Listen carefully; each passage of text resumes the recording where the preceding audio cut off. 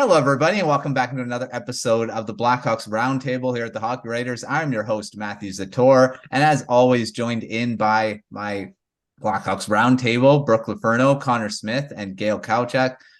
First of all, Gail, how's it going? The season's only a couple days away, so preseason's over. We're getting back into hockey. How's it going? My boss had to go get some stuff at the Walgreens. I think she's sick, and she sent me a text with a big, huge live thing of Connor Bedard saying Blackhawks, let's go. That was in the pharmacy. So that's what we're doing in Chicago right now. There we go. And Brooke, how's it going? It's going well. I think me and Gail were talking a couple days ago, and we were kind of like, our brains are mush because there's so much going on with it, but it's all good. It's good mush. We're all just ready to get this going. Like, we got so much content, we're ready to go. Yeah, for sure. And finally, Connor, how's it going? It's great. I can't wait for the season to start. It's going to be a year where maybe the results still aren't quite there, but it's going to be a lot of fun, not just with Connor Bedard, but all the other young pieces. Done through preseason training camp. I'm ready for hockey that matters. So let's go. Yes, done with the meaningless games that, who cares about who scores, who leads the preseason in scoring. We're done with that. Let's start the season going. So let's get right into the show and start with this roundtable. Had an article out a couple days ago. You guys talked about a few different topics. So since we just wrapped up the preseason, let's start with who stood out during the preseason. After I said when it's meaningless, but there are still players that stood out that got set up for this season. So we'll start with you, Brooke. Who stood out for you in the preseason? So, fun fact, I actually originally picked Corey Perry for that one because Corey Perry actually scored 3 goals and was actually, I think he had the most goals in the preseason on the team. So I originally picked him, but then I chose Mackenzie Entwistle because I think he really deserves a shout out. He was someone I really just wasn't sure would make the team, if I'm being completely honest, just because of the numbers game, and they had a lot of bottom 6 forwards. I just really didn't think he would make it. And he comes into the scrimmage and scores the first goal there, and then has 2 goals in the preseason, and he just looks fantastic. So I'm really happy for him. If anyone knows Mackenzie Entwistle, he's a really nice guy, easy to root for. So I'm really happy to see him get rewarded and make the team. So I think he's the one that really stood out to me, just as like the feel-good story, and also production-wise too. Mm-hmm. Yeah, he was impressive. So and that's what preseason does. I mean, I said it's meaningless, but for these players, it's not to make the team, and these guys that do work hard and aren't given a spot, they work hard and they earn it. So that's really good. Connor, over to you. Who stood out for you during the preseason? I think Ryan Donato had a really good preseason and stood out for me. I know there were some questions about how he may fit on that top line with Connor Bedard and Taylor Hall, because he's been more of that middle 6 type role player over his career. But I think his versatility has really taken him a long way, and just his ability to make space for those two, and also his playmaking ability. The play that I keep going back to was during the Minnesota preseason game this past Thursday, where he made just a beautiful takeaway around center ice and then set up Taylor Hall for that breakaway goal. So if he can just keep doing small things like that, he doesn't need to be the most noticeable guy, but I think he could be in store for a really good season. And even if the top line, even if that's maybe not where he stays, I think he could still have a good season, just because he's kind of like a Sam Lafferty or a Tyler Johnson type of player, where he can thrive up and down the lineup, thrive in multiple roles. And I'm just very excited to see how it progresses into the regular season. Yeah, I mean, Donato has, I think we talked about him a couple episodes ago too. And he is one of those versatile players that, like you said, can move up and down the lineup and can provide in different roles and, kill penalties and even be on the power play if you need him to. It's a very valuable player to have in the lineup for sure. And finally, Gail, who stood out for you during the preseason here? I'm going to have to go with the young defenseman, Wyatt Kaiser. In my preseason predictions lines and the lines and the pairings, I actually had him on the outside looking in. But he came into the preseason. He did really well. They actually had him right up there with on the top defensive pairing with Seth Jones at the beginning of the camp. And then towards the end of the camp, he was actually down on his offside on the right side. on that third pairing. He played 5 out of the 6 preseason games. It was obvious that they were trying to kind of get an idea of what he was all about. And Luke Richardson talked about how he just feels like coming out of college, he was strong, but now he's even stronger. And they're even, I think, what was it, Ben Pope sent of the Chicago Sun-Times sent out a tweet, and it had some video. It had a clip of Kaiser during the Minnesota Wild game, I think it was, where he basically just went around this other defenseman. He made a bunch of like 3 or 4 power moves to basically stay on the puck and get around him and then carry the puck up the other way. So I really feel like they feel that he's ready, and he's got a spot. Mm. It's great. All these players that are standing out aren't the star guys. These guys that are battling, and sometimes the star guys don't put up their biggest games during the preseason because they don't want to maybe risk injury or whatever. It's great to see these other players step up and be standouts as well. All right, let's move to our next one. And every episode we have to talk about Connor Bedard. So of course, this question involves him. Didn't have the biggest preseason. I think he only scored 1 goal. And then had that shootout that he was a little embarrassed by Marc-Andre Fleury, former Blackhawk as well. But, that's just how it goes. This question is, should Bedard and Lukas Reichel play together on the top line? I know, Brooke, you did an article about them potentially doing this. We'll start with you. Should they play together during the season? So I wrote that article I saw something about Connor Bedard doing an interview, and he had mentioned that playing with Reichel would make it a lot easier for him out there. So I thought, okay, why not try that? They see the ice similarly. They have similar playing styles. They're both a little more flashy, but have a lot of offensive firepower. So I thought they could actually complement each other. And when I said that, I also thought it would be a good thing to try it in the preseason before the real deal, because obviously during the season they probably will be split up for most of the time, obviously besides the power play. But I thought it would be a fun thing to try in the preseason just to see if they could actually work well together and be kind of like that Kane and Taves punch. Obviously Kane and Taves played together when necessary, when they needed a goal. I think that could work, and maybe they will do that during the year. Obviously they didn't really try that during the preseason, but I understand the points of keeping them apart for depth purposes and for kind of balancing the lines more. But I still would like to, I think, see it just to see, like I said, with the Kane Taves punch, see if it can work whenever you need a spark, whenever they need a goal, see if they have it together. So, but yeah, like I said, I think they will at some point, just wasn't during the preseason. It's a good option to have for them to play together. And, those different line combinations, they change throughout the season depending on situation. And if you need a spark, we'll see if that actually happens during the season. All right, Connor, what do you think? Should they play together on a line? I wouldn't be against this, but I think the best move for right now is just to separate them a little bit. I know the big theme of the season right now is development, and you have more of a luxury in that regard because there's no pressure to win, but you still want to spread out the wealth a little bit. I know this team is much more improved, but the offensive depth, just when you put it in the big picture and compare it to other teams, is still kind of limited in that regard. Mm-hmm. And the other thing too is, if you were to do this, you'd probably move Reichel away from center. And I know he's been more of a winger. That's kind of what's more natural to him. But I think for right now, it's okay to put him there just because his ELC expires next off season. So you want to see what he can do before you're like, okay, maybe this is for him, or maybe you want to put him in more of a winger. So I think for right now, you just want to separate the two a little bit. Like Brooke said, I think when you need that spark, I think it could potentially be a good idea. But as for Reichel, we did see today, he is going to be on that second line, I think, with Taylor Radish and Tyler Johnson. And I think that could be really feisty and interesting. So I think you just keep them where they're at, but maybe if things aren't going to plan, you do consider putting the two together. Yeah, I mean, the two talented players, they haven't proven. Bedard and Reichel haven't proven that they can run their own lines. I mean, obviously Bedard has in the past, in his junior teams, but I'll have to see how he does in the regular season against top defenders all the time. And same thing with Reichel too. So, and finishing off with you, Gail, what do you think about this Bedard and Reichel together?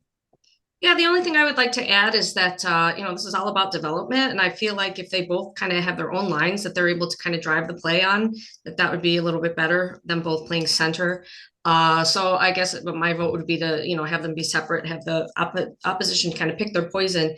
But that said, just like with Tays and Kane, I think we're going to see them together at the end of the game when they're losing and they're trying to win, or even, when the power play falters, maybe put them on the same unit together, or even 3-on-3, if they're doing 3-on-3 overtime. Wow, that would be pretty awesome to have them together, with the Seth Jones or something, a good defenseman, obviously, to protect the other net. But yeah, that's all I can add.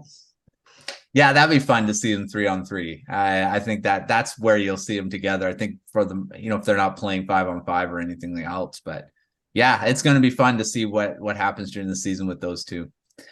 All right. Speaking of fun and excitement, let's talk about the upcoming season and what you're looking most forward to. And Brooke, what are you looking forward to coming up this season?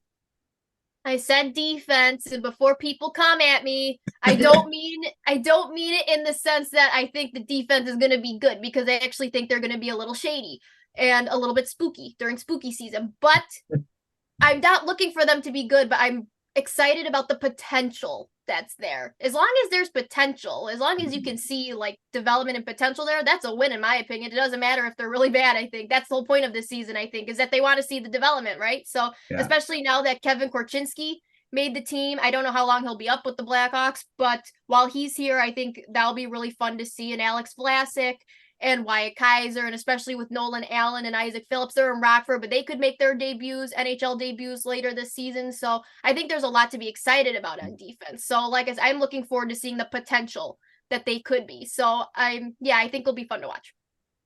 I love it that Korchinski made the team. I'm pretty sure I've said this before, that I love watching him play. So that we'll see how long he is up, but it's fun to see him in the first game. Connor, what do you think? What are you excited about coming up? Yeah, this kind of echoes off what Brooke was saying about potential, but I know it sounds simple, but just the development of their young players and watching how things come together. Because right now, the big story is obviously Connor Bedard, and it looks like for the foreseeable future, it's going to be his team. But with that said, I mean, what kind of a season does Lukas Reichel have? Does Kevin Korchinski stay long-term? What about guys like Alex Vlasic, Wyatt Kaiser? If injuries come up, could we see someone like Colton Dach or maybe Nolan Allen get an extended look? And then I think something that's kind of flying under the radar right now is, I know we've talked about it, but could Arvid Soderblom potentially take over that starting job in net if Mrazek is dealt with injuries or just if he's underperforming? So I think it's just the fact that you have all these promising young players, but we don't really have enough of a sample size just yet to know what they could be at the NHL level. So I think in that regard, it's just going to be very interesting to watch the process come together, watch these guys gel over time, and also how much Luke Richardson gets out of these guys, because last year was kind of rough, but having him at the bench behind the helm was, I think, just so good for this team. So we've seen that he can get a lot out of his guys, and with a more younger group, I just think it's going to be very compelling to see how things progress and to see what these younger players could do. Lots of excitement, lots of questions that we're going to have to answer, and hopefully they're all in the positive. The development, like we've said a few times already on the show, is that's a big part of this season, and probably for the next season, and probably for the next season after that. Is developing these young players. So that's definitely a big part of this season for sure. And Gail, what are you excited about coming up this season? Okay, so I'm pretty excited about power play. You guys, the last couple of years, the Blackhawks have had a really bad power play, 28th in the league last year, 21st the year before that. So, and they had talent, but for some reason they just couldn't put it together. And I feel like this power play, even though I think they were like 2 for 21 or 2 for 22 in the preseason, but they had looks and they had movement and they had chances. And you just really, really feel, especially like with Bedard, basically what Richardson is doing, he's putting the top two lines together, or for the two different units, and then you have Corey Perry, as the I'm sorry, what's it called, the net front presence, as well as Nick Foligno on the other one. I mean, perfect people to be net front presences. And then you have Seth Jones and Kevin Korchinski right now actually has been the quarterback on the second unit. I think Vlasic will get some time there as well eventually at some point. So it's exciting. You got new groups, new teams. You got lots of movement, and I love, obviously you love being on man advantage and having the advantage. So I'm excited to watch that and see if they can get those numbers up on that power play. Yeah, well, they do got a lot of talent on the power play, and lots of unproven talent too. Like, you don't know how Bedard's going to do against really good penalty killers, right? And every team has these guys, these elite penalty killers that are able to get in the way and, restrict space. But Bedard, being the generational talent he is, he'll probably be able to get around that. Like Ovechkin can. He can score. It doesn't matter what type of penalty killer's against him. But yeah, there's so many players that are able to get through that, and we'll see if Bedard can do it as well. All right, let's get to our shootout round, and this is a pretty prediction based, which is fun to go into the season with. So let's start with, I'll start with you, Brooke, on this. The first one, and I've just lost my spot on my space here. All right, and we just talked about Connor Bedard. And we also, I believe we predicted his point totals already, but now that we've seen him in the preseason and how he's kind of looking like in the NHL, even in preseason, and it's all over the place. So how many points will he have at the end of the season, Brooke? I don't know. I think I said before that I'm going to stick with, what I said before about like kind of sticking to the Matty Beniers point total. So like Matty Beniers had 57. I think Connor Bedard could get 63. At a minimum. I think he's obviously capable of more, clearly, but I don't think it'd be to say he could at least reach 63 first. So I'm going to go with that. And even if he had lower than 63, even a little bit under in the 50s or 60s, that'd still be a great year. So I'm not really putting too much pressure on him. I'm just happy either way. Yeah, I mean, he'll probably get a lot of points. It's just can't put too much on him. Connor, what do you think? Yeah, I'm going to go just under a point per game here. I'm going to go 79.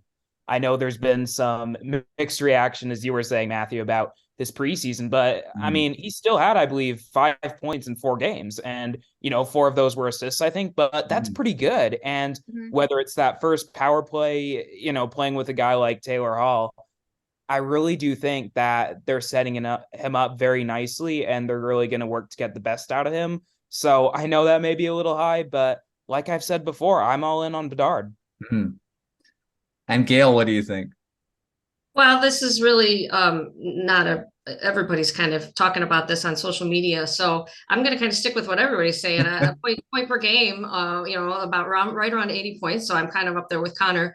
But I predict that actually it's going to be more assists than goals, because I think he's kind of going to be the decoy guy, and he'll figure out how to feed his partners, because he'll be the one that's covered. So it's true. I know Jim, he did a fantasy article about this, that Bedard could be increasing the point totals of some of these, or goal totals of some of these other players. He'll have more assists than goals.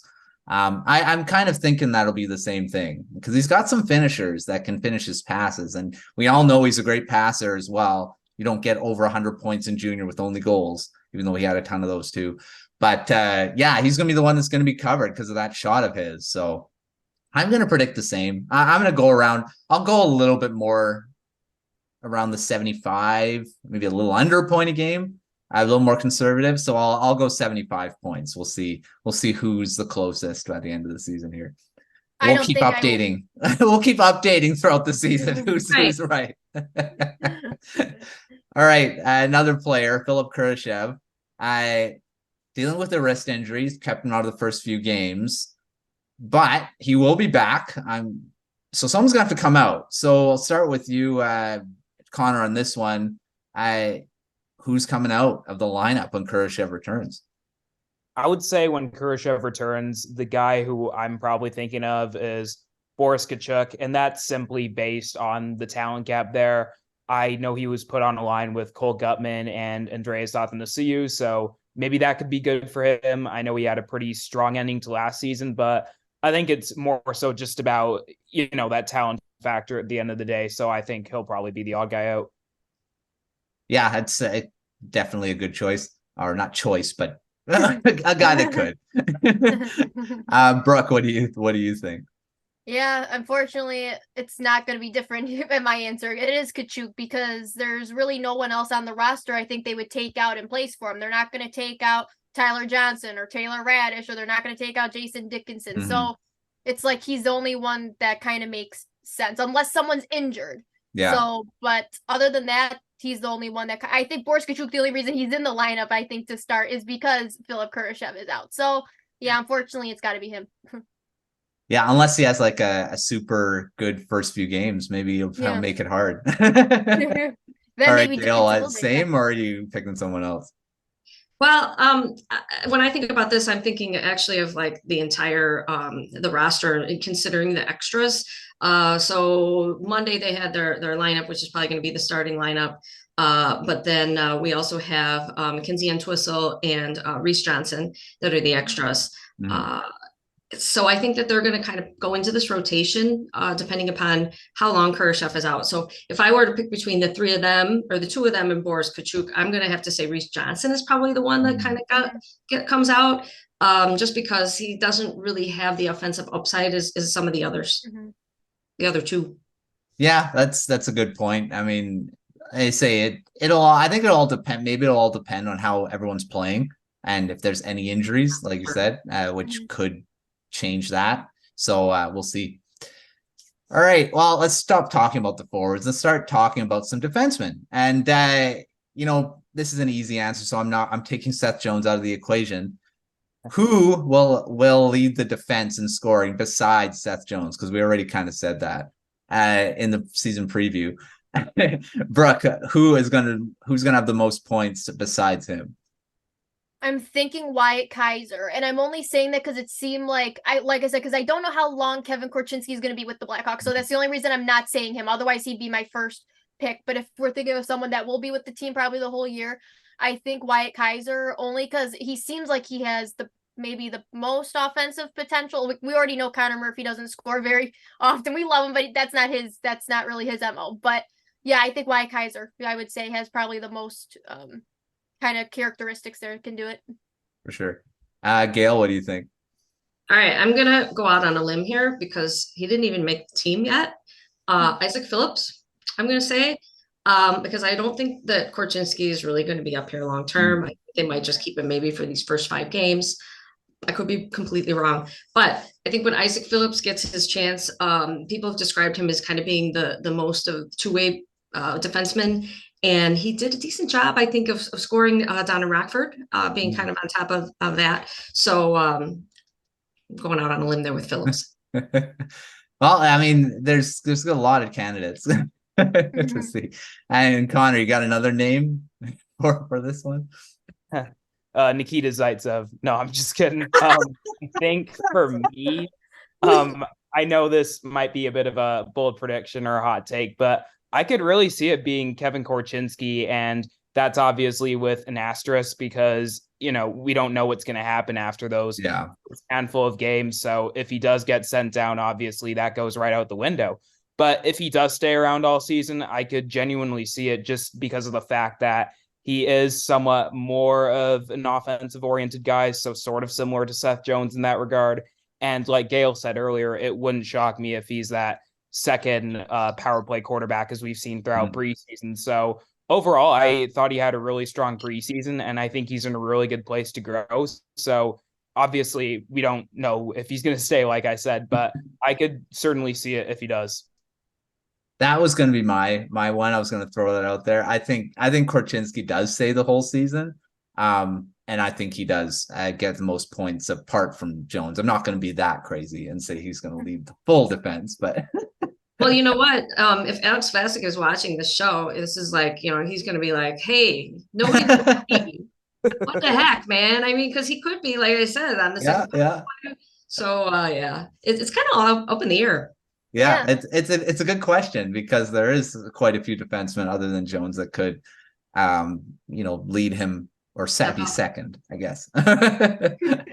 All right, let's turn to the schedule. The first 5 games on the road, and they are going to run through some really good teams in this one. So Penguins, Bruins, Canadiens, Maple Leafs, and the Avalanche. Now, which ones of those are easy? I don't know. There's none of them. I'd say the Penguins. No, not even them. Maybe the Canadiens. Maybe the Canadiens. All right. Gail, how many games do they win out of those 5? All right. I'm the eternal optimist, as you all know. So I'm going to go with 3 games. I think they're going to get 3 games out of the 5. I see them beating Toronto and Montreal. And I'm not sure which of the other 3, but it's going to be one of them. All right. Well, good. I mean, that's decent. Brooke, what do you think? How many games are they going to win out of this? So, do you know what? When I originally was looking at this, I originally said I thought 3 points. 2 points against Montreal, and then I see like an overtime against Pittsburgh. So, but I'm kind of thinking there's something about Colorado that's standing out to me, thinking they could maybe take them to overtime. So, I'll go 4 in the sense of 2 overtime points there. But that's probably way optimistic. But you guys know me, I'm really bad at this, so we'll check back next time. Yeah, we'll see. And Connor, are you going to be more optimistic or less? Yeah, that's a good question. And yeah, this is a tough road trip. I mean, that's a heck of a back-to-back to start the season with Pittsburgh and Boston. But I'll go 2 wins. I think they win one of those first 2 games, not both, but one. And I think they could beat Montreal. Yeah, I mean, I think they'll probably beat Montreal. I'm on board with the Toronto one because Toronto doesn't seem to play good against teams that they're supposed to beat. So I'm going to say that's probably a win as well. But I think that's going to overtime. All right, moving from that to the standings. I know we talked about this in our season preview, but now let's do an official one just for the season. Brooke, how many points do the Hawks end up with at the end of the season here? They ended with 59 last season for reference. I think the last time you asked this, I said 70. I think I said like 74 or something like that. So it was in the 70s. So, and like I said, that might be a little too high. So I don't know. I probably should change that, but you know what? I'll just stick to it. I said it once before. I guess I'll just stick to it. I'll stick to my word. All right. Connor, are you in the 70s or are you lower? Yeah, I'm going to go with 72. So that's a 13-point improvement from last season. And maybe that's a little too optimistic, but I think this group is probably more talented, more versatile, and there's just a lot more to offer. So nowhere close to contention, but I mean, 13 points, that's still a pretty good improvement, I think. Not bad. And Gail, are you in the same? Are you going to break that? 99 points. No, I'm just kidding. I think I said 75 at the beginning, and I'm going to stick with that, 75. All right. Well, I'm going to go. I think they are in the 70s. I'll go 77 just to. I'm always the optimist, so I'll go 77 points. We'll see. I think they could surprise some people. Yeah, I think so too. I mean, especially they do have a lot of talent. I think if their goaltending holds up and their defense, I think those are the question marks. They may do better than everyone thinks. So we'll just have to wait and see. Right. We just have points. So where are they finishing in the Central Division? Gail, what do you think? Okay. So I thought about saying 6, but then I'm like, I looked at the other teams and I'm like, okay, let's optimism. 5th. So ahead of the Coyotes, ahead of the Jets, and ahead of one of the Preds or the Blues. 5th. All right in the middle there. Brooke, where are you placing them? My first thought was 6th in the Central, so I'm just going to stick to that. And Connor?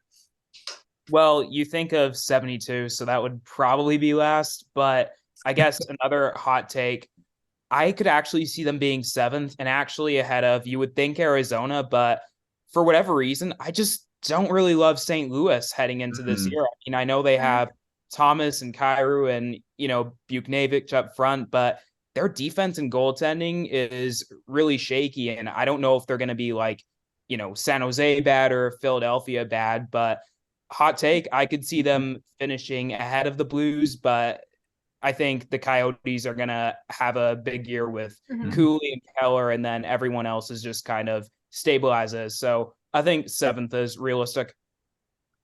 Yeah, I think so. I mean, I said 77, so that probably places them into the closer to the middle, maybe, of the division. I do agree with St. Louis. I'm not sure what they are this season. So I think they could potentially be ahead of them, and the Jets I'm not sure of either. So there's some interesting teams that you're not really sure how they're going to perform. Predators are in that boat as well.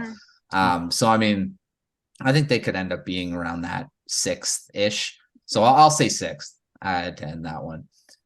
Right away from the Blackhawks, because we know they're not going to win the cup. It would be really crazy if they did.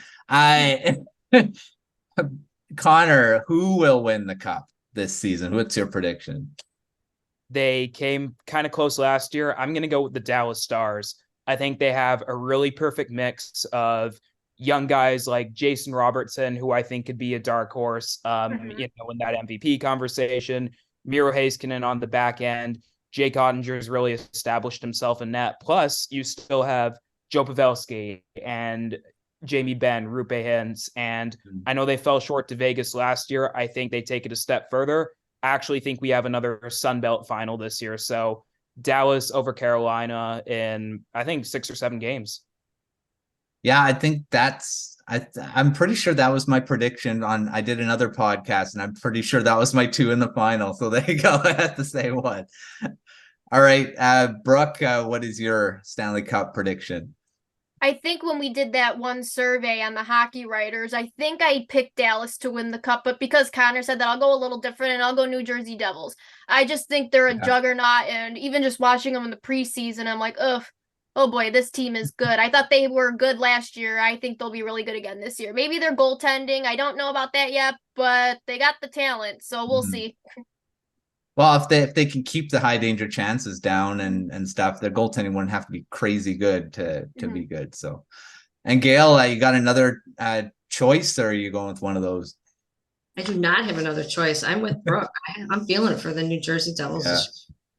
I'm big on them too. I had them. I'm pretty sure on that prediction, I had them just missing out. They were in the Eastern Conference Final and didn't make it into the Stanley Cup Final. They they lost to the Carolina Hurricanes. So my final was Hurricanes Stars, and I had the Hurricanes winning the cup. So I'm really high on the Hurricanes this season. They're the same as the Devils. They're like really deep and lots of offense and goaltending, defense. They just have it all. And the same thing with the Devils. I mean, a good system, their goaltending wouldn't matter too much, I don't think. So, well, it all just matters where Patrick Kane decides to go. Yep. Yeah, right. We'll see where he signs. Actually, quickly, just before we end, Gail, where do you think he signs? Does he sign? Okay, so I really think that he probably, if the Sabres are good this year, going to his hometown, Buffalo Sabres. All right, Brooke, what do you think?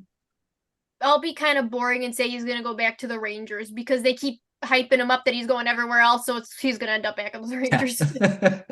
Probably. Connor, where do you think Kane ends up? Good question, but I think the Sabres are going to be really good this year, and I think he goes to his hometown team. Yeah, that's a good choice. I think that's been floated around a few times that he could end up being there. I could also see him going back to the Rangers. I also see him going to just a contender that just needs some extra offense. So we'll see. We'll see where Kane goes. He has to recover from that injury first and decide where he's gonna play. Does anybody think there's anything to the him going to the Red Wings, play with the Brinket? There better not be. There's been talk. Yeah, it'd be an interesting thing. They don't have the space right now, I don't think, but yeah, we'll see. Yeah. Already everyone's kind of on with their not having space for the prospects to play. And I'm on that same boat. But thanks everyone for doing another episode of the Blackhawks Roundtable. It was fun. We'll do another one in a couple weeks, and we'll have a lot more to talk about. We'll have regular season games to talk about, see what players have stood out, what players are kind of underperforming. Hopefully one of them's not Bedard, because we want to see him with a few goals by then and points. So we'll see. But make sure you're following everyone at thehockeywriters.com. Blackhawks coverage everywhere. But until next time, we'll see you on another episode of the Hockey Writers Blackhawks Roundtable.